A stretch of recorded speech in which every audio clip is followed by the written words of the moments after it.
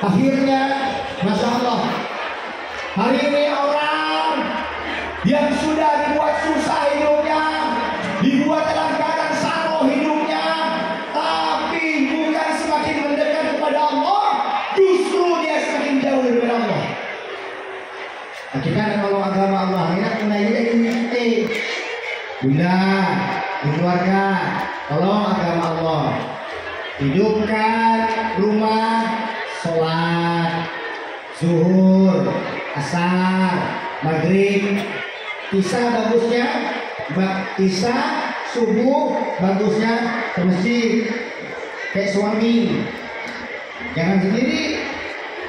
Tapi pun dia jadi laki, jangan juga ambil anjuran.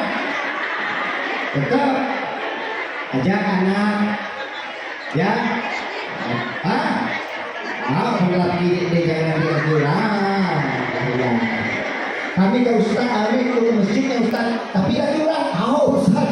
Tidak jadi, ya tetap tidak boleh. Ya, isya subuh ke masjid, mantap itu. Orang yang ditolong adalah salah satunya orang yang menolong agama Allah.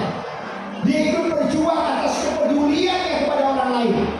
Ada amal ma'ruf, ada nahi munkar di rumah tangga kita, di keluarga kita, di masyarakat kita.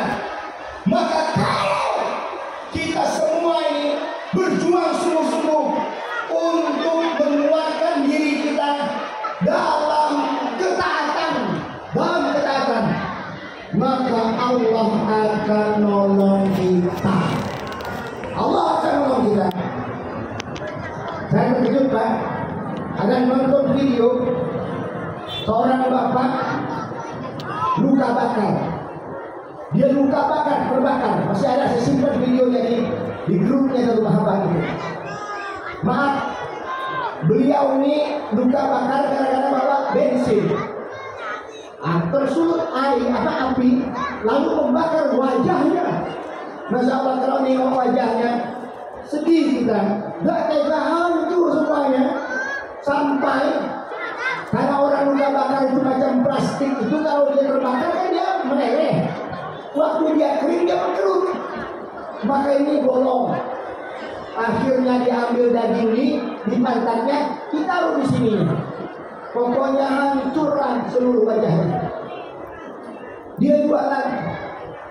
Dia bertambah parah luka bakarnya karena dia menyelamatkan anak dan istrinya. Saya nangis. Dia bilang apa? Saat saya menyelamatkan istri dan anak saya tidak lagi peduli dengan sakitnya api yang membakar di seluruh tubuh saya. Masya Allah ya bunda, ya anda, kalau punya laki yang macam itu, dia rela mati demi anak dan istrinya. Ini laki langka. Laki langka. Sebab kalau dengar cerita, zaman Nabi Lut, Nabi dengan Abu Bakar hijrah dari kota Mekah ke Madinah. Sebelumnya masuk dalam ke Jabal Sur. Jabal Sur itu masuk goa. Goanya goa Arab.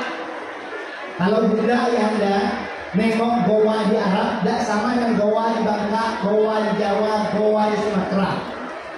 Goa Arab itu naik ke atasnya saja, lahirannya luar biasa, andus terjal batunya luar biasa. Masuk ke dalam, itu binatang-binatang dalam goanya yang main. Ular, kalajengking, makutong, lipang, lengkap sekali-kalinya. Lihat Abu Bakar dan Nabi Muhammad, masuk Nabi Muhammad. Kelenteh Nabi Muhammad baring di atas pahanya Abu Bakar. Seorang Nabi berkawan dengan sahabat namanya Abu Bakar, dia kelenteh, dia tidur di atas pahanya Abu Bakar. Dalam gerak berita di gua Arab banyak teripang, kalajengking, ular, makutong. Gede. Satu waktu Abu Bakar diuji, ular datang. Pas ular datang, ular itu langsung menggigit, mematuk kaki Abu Bakar. Letok. Ini digigit ular, bukan digigit nyamuk. Pas digigit ular sakit sakitnya luar biasa, dahsyat, sakit, sesakit-sakitnya. Karena Nabi berada di atas pahanya. Masya Allah. Nabi yang tidur di atas pahanya, Abu Bakar tidak sedikit pun bergeming bergerak. Sayangnya si Nabi, cintanya dengan Nabi, ditahannya, kasih tahannya. Sampai keluar air matanya, saking sakitnya. Sampai keluar air mata Abu Bakar jatuh di pipinya Rasulullah Sallallahu Alaihi Wasallam. Pas jatuh, Nabi terbangun, ngomong Nabi ke Abu Bakar, ya Abu Bakar, kalau bahasa kita orang akhirnya, apa nangis? Kata Abu Bakar, dah Nabi, apakah nyesel ikut hilang? Bukan. Apakah kamu derita ketika kahila bersamaku? Bukan. Jadi kita Nabi apapun kita nih, sambil menunjukkan diri, diulang, digigit ulang. Maka ketika Nabi mendapati kaki Abu Bakar yang digigit ulang tadi, dalam kitab Rahimul Mahfud yang dihimpun oleh Syekh Rahman Al-Barakuri, itu Nabi meludah ke kaki Abu Bakar, sembuh seketika. Lalu Nabi mengatakan kepada Abu Bakar, Allah Subhanahu wa taala berfirman, la takhaf wa la tahzan innallaha ma'ana. Jangan kau takut, jangan kau bersedih, sesungguhnya Allah bersama kita. Nah, coba pun bunda laki tidur di paha bunda, datang ular matok kaki bunda. Bunda ada. Kata bunda, musibah itu laki, yang ada laki di berlantai lalu. Kata laki yang apa? Kalau sayang ular matok kakiku. Ini kita. Kita bayangkan dalam rumah tangga saja tidak mudah, ya, menjaga. Bagaimana kita ini, masya Allah. Saya membayangkan kalau suami itu senang ngajak istrinya ke masjid, senang ngajak istrinya ke majelis taklim. Karena ada semua istri yang punya nasib yang sama, betul? Tidak semua bunda yang datang ke sini itu yang kata lakinya, pergilah sayang, duit yang ngambur duit 100.000 dari ya, bini muka penuh di bawah harapannya. Yang ada ustaz baru nak pergi kemana? Pentehan. Sabar, tetap nyambil tangan laki, ciumnya tadi. Tolong, rinduku benar-benar kedengaran. Makanlah aku siap, nasilah aku masak, lauk aku masak, rumah aku sapu, lakon pulang, baca berinya hadiah. Lengkap kuning kambing dari ya. Pulangnya Tupperware, bagus. Harapan bu ya tentu tadi ya. Ada yang namanya Tupperware. Tupperware lah bangkrut.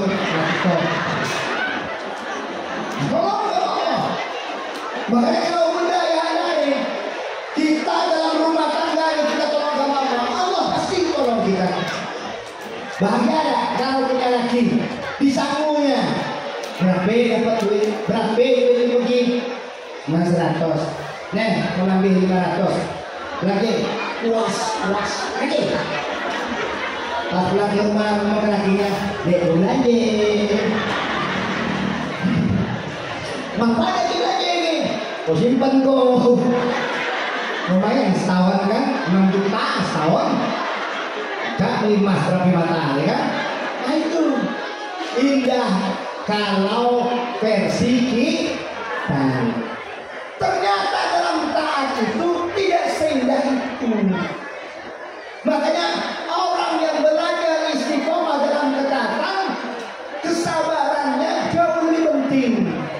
Jadi bunda, kita sholat tahajud bukan ujung-ujung langsung mau kita dipenuhi sama Allah. Nah, kita sholat 5 waktu bukan berarti kita langsung jadi orang kaya.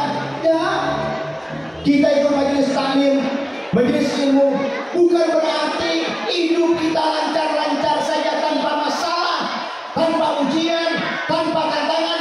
Ya, boleh jadi semakin kita rajin sholat, semakin kita rajin tahajud, semakin rajin ngaji, semakin besar ujiannya. Makanya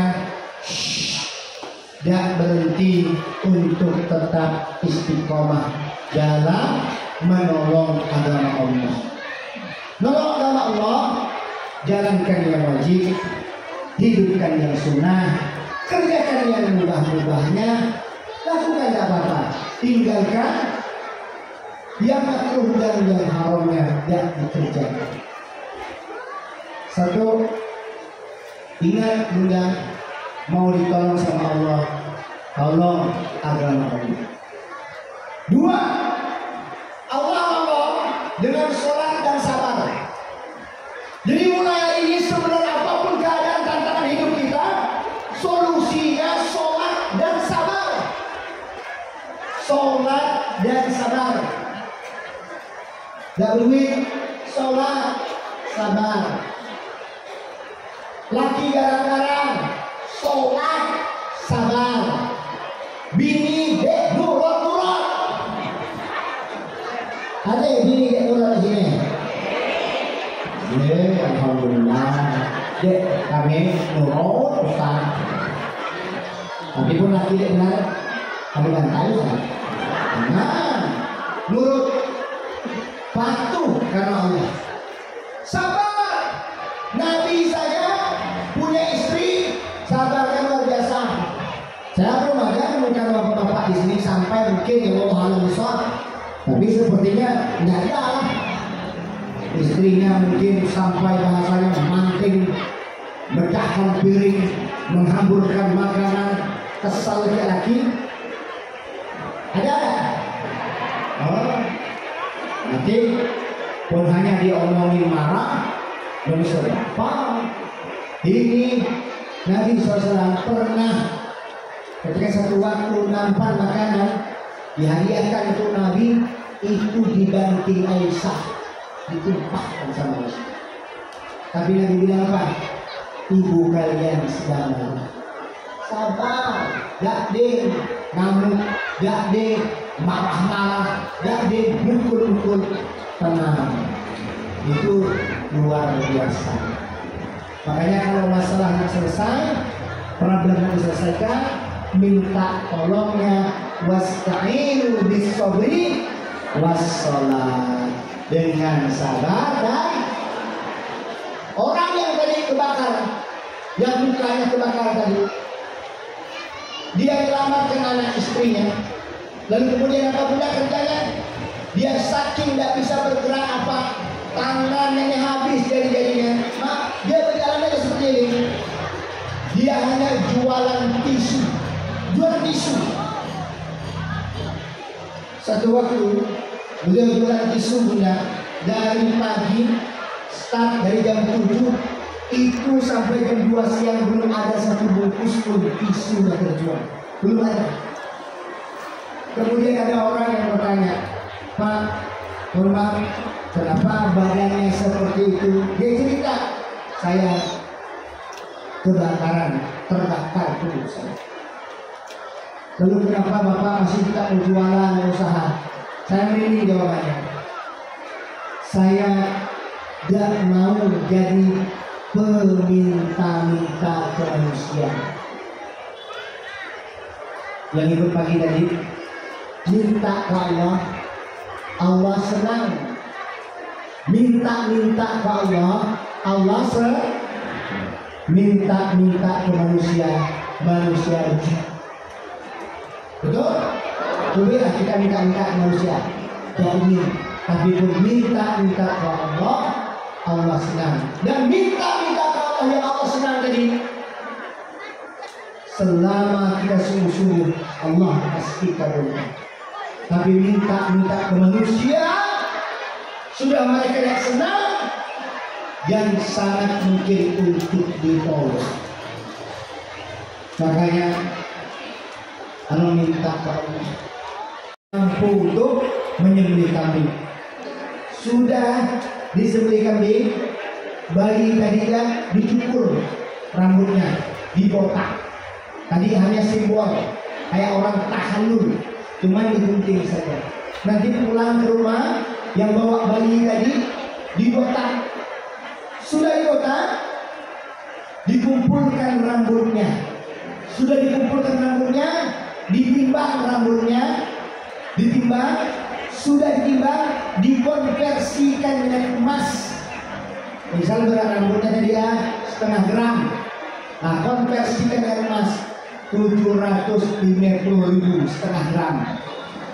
Karena 1 gram emas sekarang sudah mencapai 1,5 juta. Mahal emas sekarang. Makanya yang nyimpan emas jual lah sebelum dijual lagi ya. Jual. Lalu apa lagi Ustaz? Rambut yang dibotak tadi, Masya Allah, itu adalah sunnah Nabi.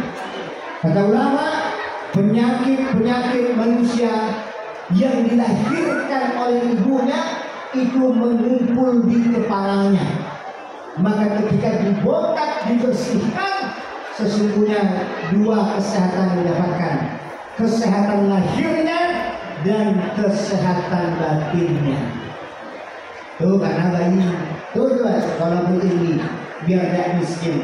Nengok orang bersanji, nengok orang marhaban, bayi diangkat, digendong, dicukur rambutnya. Itu bayi. Tapi kan yang akikoh tadi kan ada yang udah nenek, tato, akikoh. Nah, minta gendong lah nenek dia. Tak gendong, tak diselawat sallallahu ala Muhammad. Digendong. Salat gendong ya. Tapi lihat, itu sunnah saja. Anu tuh jangan miskin. 3, jangan miskin karya. Hidup di dunia ini harus ada karya yang dibuat. Jangan sampai kita hanya meninggalkan dosa, meninggalkan beban, meninggalkan keburukan. Kalau mau kita mati, kita pengen meninggalkan yang baik-baik. Mati itu pasti Pak, benda semua. Makanya kalau kita yang sungguh-sungguh, jangan sampai umur kita yang boleh jadi sebentar lagi selesai. Tolong ya, jangan nengok yang tua ya. Yang tua belum tentu mati duluan.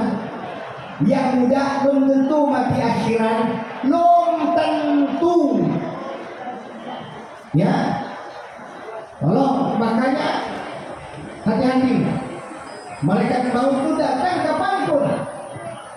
Maka kalau kita banyak-banyak berkarya.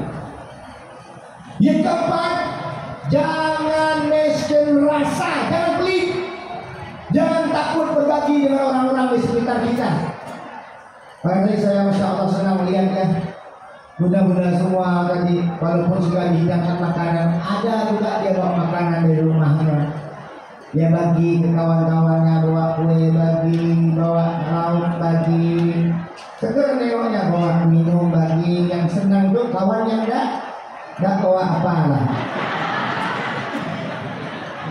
Ini bahaya. Ada ketika seorang raja ngomong kepada rakyatnya, ada pengumuman, semua rakyat saya besok wajib membawa 1 sendok madu. Semua wajib bawa 1 sendok madu. Apa yang terjadi? Pada malam harinya semua rakyatnya berpikir, hanya bawa 1 sendok madu. Pun bawa air, tidak siapa yang tahu. Betul? Akhirnya malam itu semua rakyatnya sama mikirnya. Pas dimasukkan ke dalam gentong, yang terkumpul bukan madu, tapi yang terkumpul adalah air. Jadi hari ini jangan pelit, Orang pelit kuburnya sempit.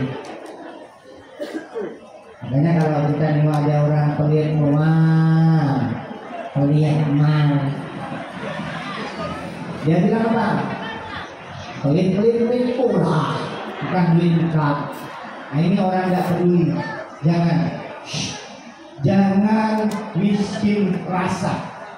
Ada orang butuh semampu kita bantu. Saya cerita kemarin kan, seorang anak muda yang mengidap penyakit gak baca, hidup burungnya itu. Lagi ingat ya? Nuan apa ingat dia?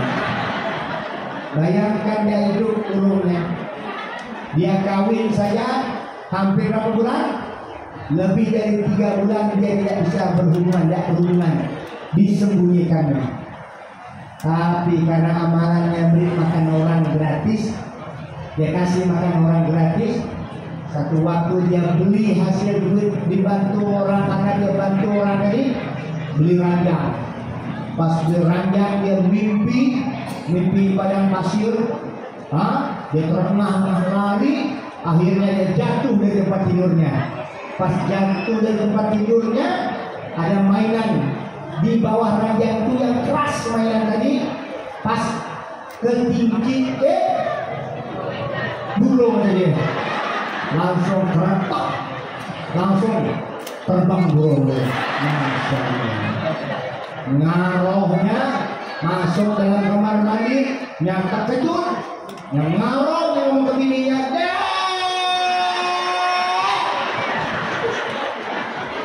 lah terbang. Wasilah beri makan orang. Orang. Makanya jangan pelit, Allah berbagi. Ada lagi kisah seorang TKW. Suatu saat apa? Beliau ini pulang pergi ke kamar mandi. Ternyata apa? Memang beliau ini baru saja keguguran. Kemudian dia menahan sakit yang luar biasa sampai akhirnya apa? Divonis tumor. Tapi masya Allah, orangnya senang sedekah, orangnya senang berbagi. Pas ketika dia istiqomah senang sedekah, senang berbagi, pas satu waktu akhirnya beliau ini dicek ke rumah sakit, ternyata tidak didapati isi kanker tumor dalam dirinya. Sebab buah dari apa? Dari bersedekah. Ada lagi kisah seorang majikan juga sama seperti itu. Dengan dia berbagi, maka Allah mengangkat penyakitnya. 5. Jangan miskin harta.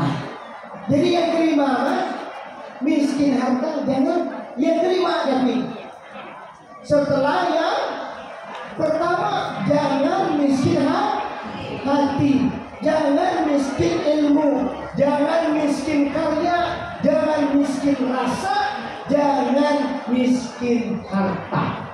Oke, kita ngomong lanjut ke Maulid Sang Kekasih. Syekh ini ketika beliau